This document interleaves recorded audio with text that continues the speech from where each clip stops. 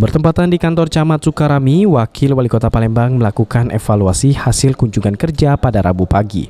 Dalam evaluasi tersebut, Fitrianti Agustinda langsung meminta dinas terkait lainnya untuk menjelaskan progres pekerjaan dari laporan warga terkait persoalan kesehatan, pendidikan, infrastruktur, serta masalah catatan sipil.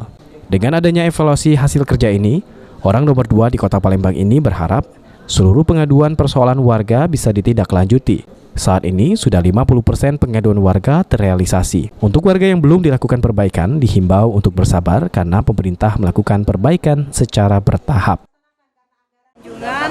Hasil informasi aspirasi yang masuk ke kami melalui masyarakat yang disampaikan Ketua RT, Ketua RW, dan hari ini kita melaksanakan evaluasi setelah kita pantau satu persatu kelurahan, hampir rata-rata 50% itu sudah terrealisasi.